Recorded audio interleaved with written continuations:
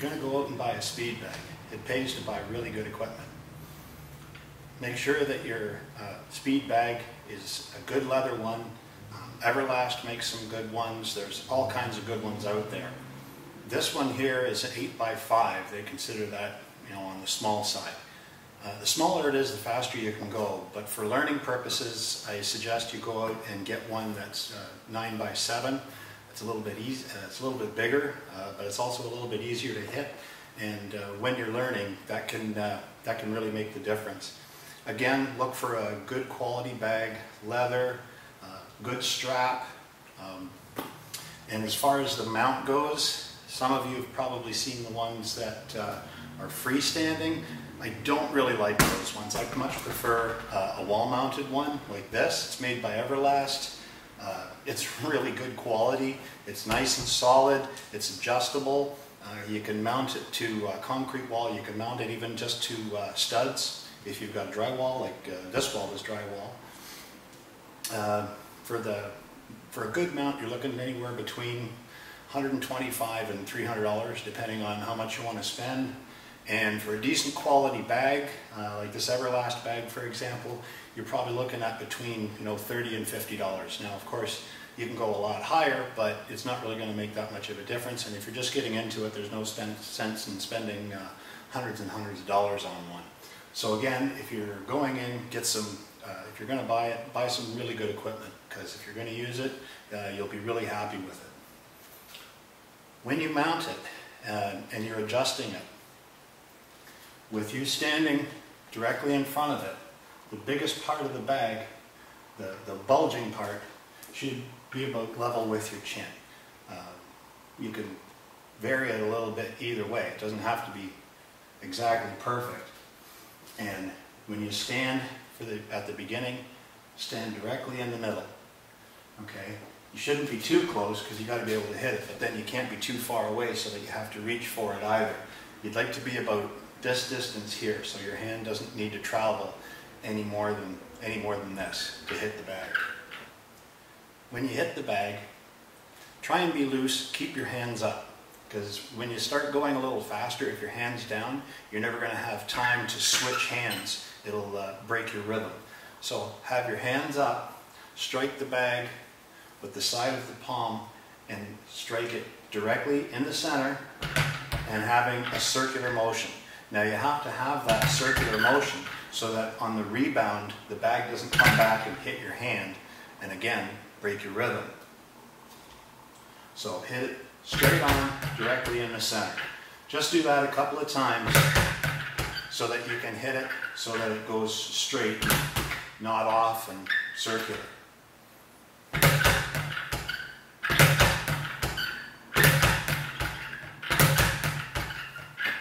Now, to build up the rhythm, what you have to do is you have to hit it and let the bag hit 3 times, and then you hit it again.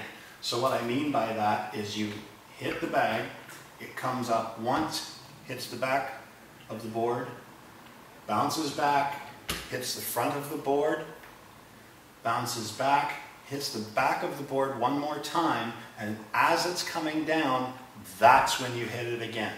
So the speed bag has to hit the mount 3 times. So 1, 2, 3, and then hit it again.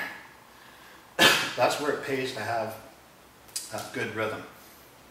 Again, you can go slow. You can't go too slow or else you'll never get the 3 bounces. But you can go at a fairly moderate pace, especially if you have the larger bag. So just do it with one arm to start off with. 1, 2, 3, 1, 2, 3, 1, 2, 3.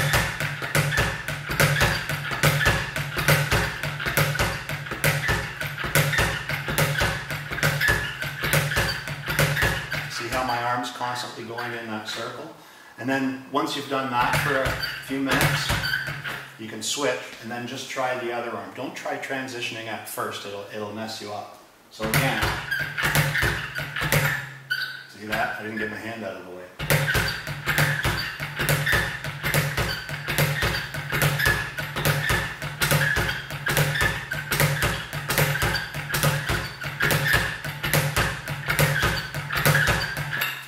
once you've done that a bunch of times on each hand, then you can try switching.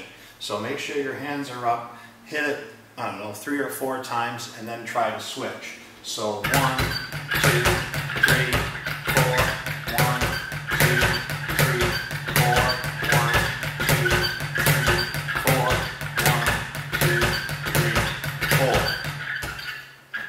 Now, as you do that and you progress and you get more comfortable with the rhythm, then you can shorten it up to, say, 2. 1, 2, 3, 4.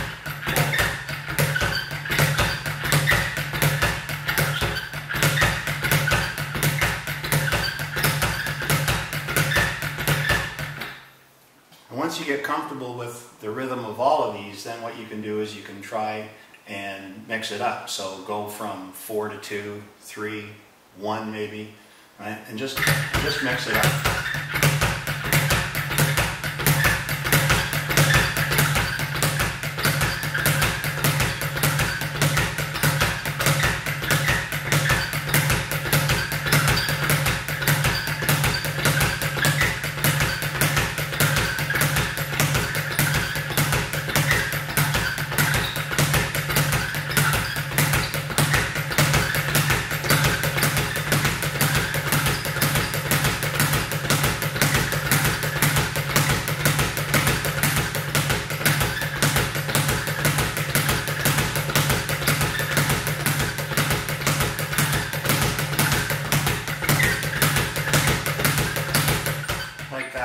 And you'll get used to it and you'll get the rhythm. And when you do start to get a rhythm and you can go for quite a while, a good exercise is between 3 to 5 minutes, striking the speed bag and then take a rest, go do something else, and then you can come back to it and maybe do another 3 to 5 minutes.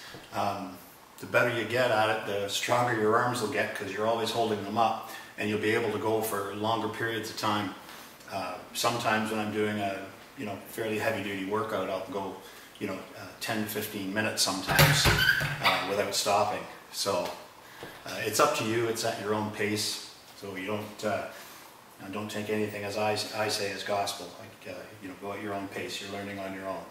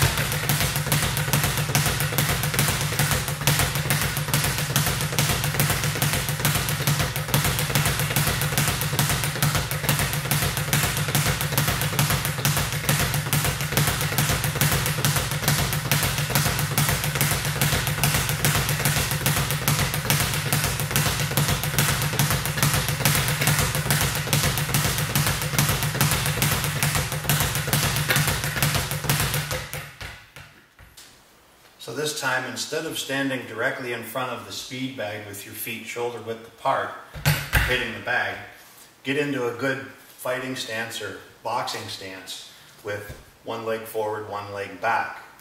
And then hit with the forward, bring your body in, and hit with the rearward.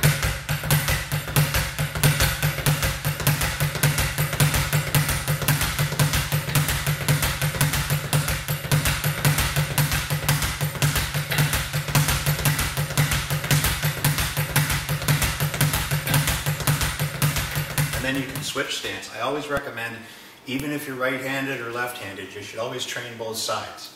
So if you stand with your left leg forward in your normal stance, then switch it up so that you're kind of in a southpaw with your right hand forward, and do the same exercise.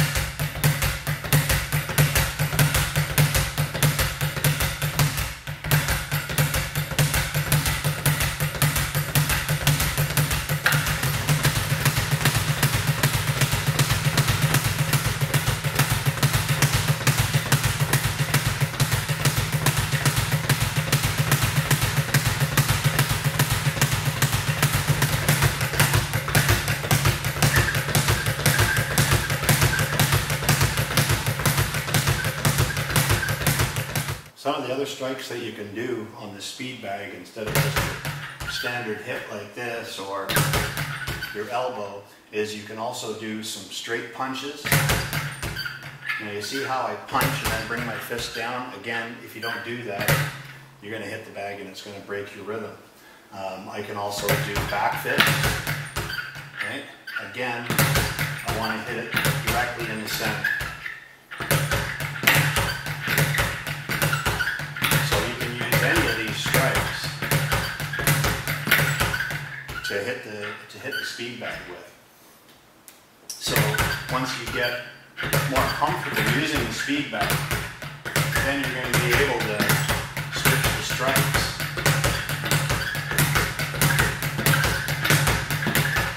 pretty much however you want.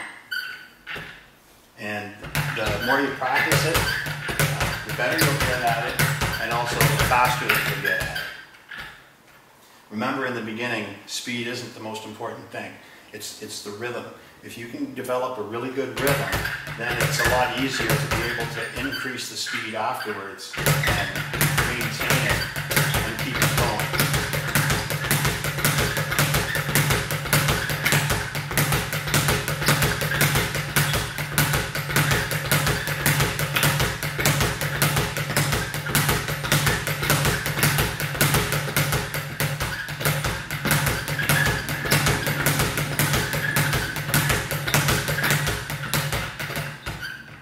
That kind of idea.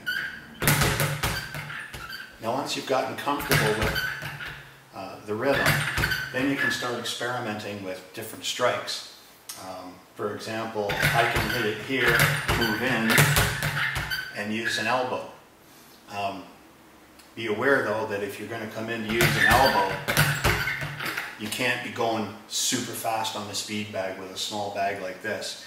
Because you have to move your body out of the way, it would be really hard for you to be able to get back, bring your body back into place after the strike to keep the rhythm going perfectly. So when you're using elbows and whatnot, you're going to have to slow it down a little bit, because if I'm going really fast,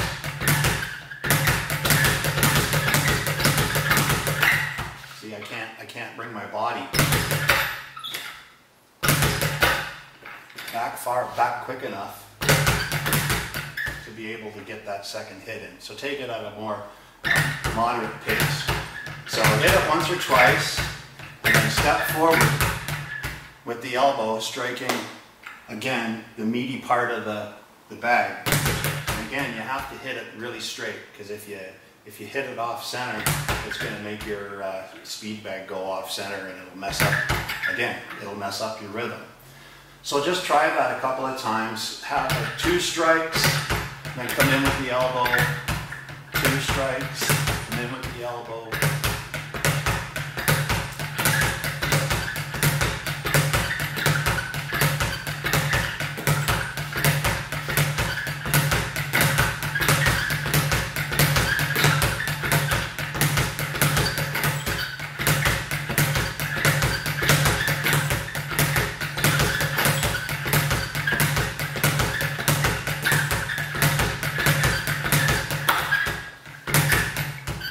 Just like that.